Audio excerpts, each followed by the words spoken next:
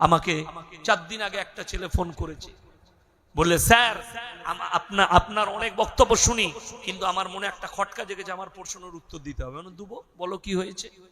বললে আচ্ছা স্যার আপনারা গরুর মাংস খান? আমি বললো হ্যাঁ খাই। মুসলমান আমরা খাই। গায়ের মাংস খাই? হ্যাঁ খাই। বলে গায়ের দুধ খান না? খান না? আমি বললাম খাই, দুধও খাই, বাড়িতে দুধ খাই, আবার গায়ের গোশতও খাই।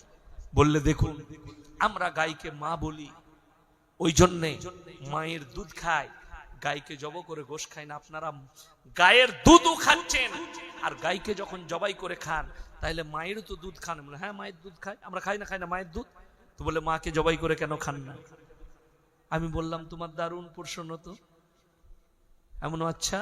আমি বললাম ভাই আমি কিন্তু উত্তর দিলে রাগ করো না, গালি দিও না আমাকে, যা করবে করবে। ওই কেন? আমি বললাম তুমি যখন বললে যে মায়ের দুধ খান, মাকে কেন জবাই করে খান না? তাইলে শোনো, তুমি তো গায়ের দুধ খাও, গায়ের মুতও খাও আর গোবরও খাও। বললে জি। আমি তাহলে তোর মায়ের গু আর মুতটা খাস না কেন?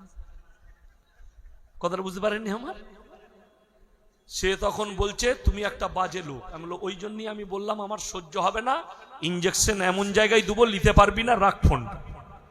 আমাকে গালি দিয়ে রেখে দিল ফোনটা। আমি তো জানি নিতে পারবে না ইঞ্জেকশন।